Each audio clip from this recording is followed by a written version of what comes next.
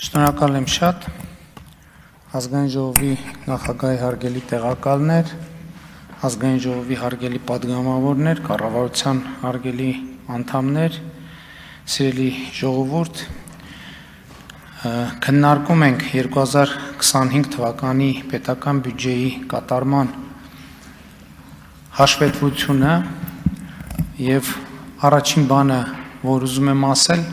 2025 թվականի պետական բյուջեի մասին հետևյալն է, որ ըստ էության մի շրջադարձային գիծ ենք անցել, որովհետև 2017 թվականի համեմատ, ինչու 2017 թվականի համեմատ, ես վերցնում եմ ժողովրդական ոչ բռնի Թավշյա հեղափոխությանը նախորդած վերջին տարին, այդ տարվա համեմատ մենք պետական բյուջեի հարկային եկամուտները ավելացրել ենք 135%-ով, ինչը նշանակում է, որ մենք կարող ենք արդեն վստահ պնդել, որ հեղափոխության հաջորդող 8 տարիների ընթացքում Հայաստանի Հանրապետության պետական բյուջեի հարկային եկամուտները կրկնապատկվել են։ Ըստ էության 2024 թվականին էլ ֆորմալ առումով սա կարող էինք ասել, որովհետև 24 թվականի պետական բյուջեի եկամուտները 17-ի համեմատ ավելացել էին 106%-ով, բայց այդ պնդման մեջ ֆորմալության տոկոսը մի փոքր ներկա էր, որովհետև պետք է հաշվի առնել նաև բյուջեի հարկային եկամուտները դիտարկելիս պետք է հաշվի առնել նաև գնաճը, որը ինքը իրենով որոշակի շրջանառության աճ է ապահովում, եւ 2017 թվականից մենք արդեն գնաճի ամբողջ ցուցանիշը հանած կարող ենք ասել, որ 2025 թվականը այն տարին է, որտեղ մենք բոլոր պարամետրերով 2017 թվականի համեմատ պետական բյուջեի հարկային եկամուտները կրկնապատկել են։ Սա իսկապես կարևորագույն ցուցանիշ է եւ որը ինքը թվային ցուցանիշ է, բայց սրա տակ շատ էական բովանդակություն կա եւ այդ բովանդակությունը առաջին հերթին մեր տնտեսության աճն է, որովհետեւ ինչպես արդեն նշվեց, համախառն ներքին արդյունքի ավելի քան կրկնակի աճ է տեղի ունեցել եւ սա նույնպես շատ էական ցուցանիշ է եւ ցույց է տալիս մեր տնտեսության կշիռը, բայց էական եմ համարում, որ մենք 2025 թվականին արձանագրել ենք այն հիմքերը,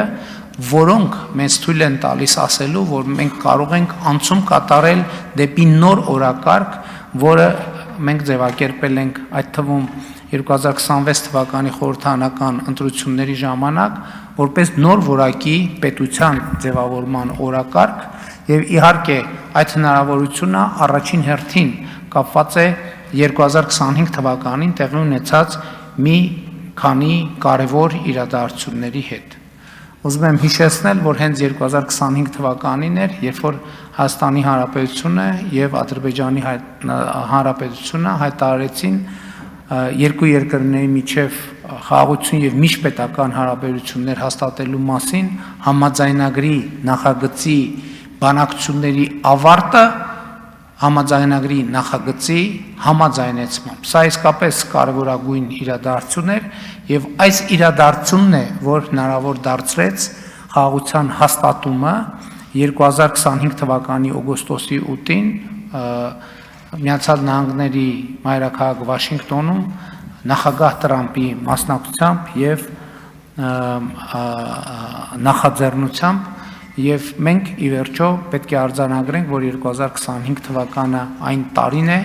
որտեղ մենք լիարժեք արձանագրեցինք, որ ունենք խաղաղություն, ունենք հաստատված խաղաղություն եւ ըստ էության ունենք հակամարտության ավարտ Հայաստանի Հանրապետության եւ Ադրբեջանի Հանրապետության միջեւ։ Պիտի արձանագրենք,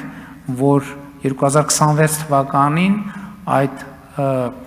փաստը լեգիտիմություն ստացավ եւ վերաարձանագրվեց Հայաստանի Հանրապետության ժողովրդի կատարած ընտրությամբ եւ քվեարկությամբ, որովհետեւ 2026 թվականի ընտրությունների արդյունքներով Հայաստանի Հանրապետության ժողովուրդը տեր կանգնեց խաղաղությանը, ինչը նշանակում է, որ մենք 2025 թվականը ըստ էության համարելով հեղափոխական կառավարման լավագույն տարին կարող ենք արձանագրել, որ սրանից հետո մեզ սպասում են ամեն տարի պետքա լինի հետ հեղափոխական կառավարման լավագույն տարին, այդ թվում օրինակ բյուջետային հոսքերի տրամաբանության մեջ։ Ես առիթ ունեցել եմ այս ամբիոնից ասելու, որ արդեն 2026 թվականի պետական բյուջեի պարամետրերը մեզ տալիս են լավատեսություն, որ 2026 թվականին մեր պլանավորած եկամուտները մենք էականորեն գերակատարելու ենք, եւ սա իհարկե առաջին հերթին կապված է 2025 թվականին մեր արձանագրած տնտեսական ցուցանիշների հետ։ Մասնավորապես կենսաթոշակների բարձրացման որոշումը ճիշտ է կայացվել է 2026 թվականին, բայց ելի ուզում եմ այդ թվում քաղաքական շահարկումներին արձագանքելու տրամաբանության մեջ հիշեցնել, թե ինչպես եւ ինչու է կայացվել կենսաթոշակները բարձրացնելու որոշումը։ Դուք գիտեք, որ 2025 թվականի համար եւ միջազգային եւ հայաստանյան ինստիտուտները եւ պետական բյուջեով էականորեն ավելի պակաս տնտեսական աճի ցուցանիշ էր արձանագրված 5.2%, եթե չեմ սխալվում, եւ իրականում 2026 թվականի փետրվարին Հայաստանի վիճակագրության կոմիտեն հրապարակեց մեր տնտեսական աճի ցուցանիշները եւ պարզվեց, որ տնտեսական աճը մոտ 2%-ով գերազանցում է կանխատեսված ցուցանիշը։ Իհարկե, այստեղ ես համոզված եմ եւ ակնհայտ է, որ սրանում դեր ունեցել են հենց այն քաղաքական իրադարձությունները, որոնց մասին քիչ առաջ խոսեցի։ Այսինքն 2025 թվականի մարտի Հայաստանի եւ Ադրբեջանի միջև խաղաղության համաձայնագրի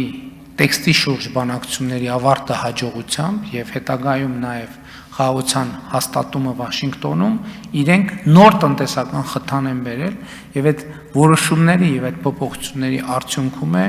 որ մենք իրականում կանխատեսվածից ավելի մեծ տնտեսական աճ ենք ունեցել եւ մեզ համար քաղաքական խնդիր էր այդ թվում եւ միշտ կա այդ քաղաքական խնդիրը, որ տեսեք, մենք անդադ խոսում ենք տնտեսական աճի մասին, մենք խոսում ենք համախառն ներքին արդյունքի մեկ անձի եւ ընդհանրապես տնտեսության աճի մասին, որովհետեւ 2018 թվականից մինչեւ այսօր մեր տնտեսությունը 53%-ով աճել է։ Սա ահռելի մեծ թիվ է։ Մեկ անձի հաշվով համախառն ներքին արդյունքը ավելի քան կրկնապատկել է։ Եվ մեր իրականության մեջ սովորաբար ինչ պրոբլեմ գոյություն ունի, որ այս ամբիոնից հնչող վիճակագրությունները մարդիկ իրենց կյանքի վրա չեն տեսնում։ Այստեղ է որ խզումը առաջանում է եւ մեր մեծագույն քաղաքական խնդիրը եւ հանձնառությունն է, որ երբ որ այս ամբիոնից եւ Հայաստանի պետական ինստիտուտները ազդարարում են տնտեսական աճերի եւ զարգացման մասին, մարդիկ պետքա իրենց կյանքում կոնկրետության մեջ տեսնեն այդ աճերը։ Էսա պատճառը, որ արձանագրելով, որ 2025 թվականի տնտեսական աճը կանխատեսվածից շուրջ 2%-ով ավել է եղել եւ նաեւ հաշվի առնելով մեր 2021 թվականին մեր տված նախընտրական խոստումը, ես որոշում եմ կայացրել, որ անմիջապես որպես առաջին արձագանքը պետք է լինի Հայաստանի Հանրապետությունում թոշակների բարձրացումը եւ դրանով իսկ եւ ուզում եմ ասել, որ սա 2025 թվականի ցուցանիշ է, 2025 թվականի արձանագրման արդյունք է եւ առաջին անգամ մենք ունենք ավելի բարձր միջին կենսաթոշակ Հայաստանի Հանրապետությունում, քան նվազագույն սպառողական զամբյուղն է։ Եվ ելի ուզում եմ կրկնել մեր հանձնառությունը, որովհետեւ ընտրություններից առաջ մեր հանձնառությունների վերաբերյալ շատ են հնչել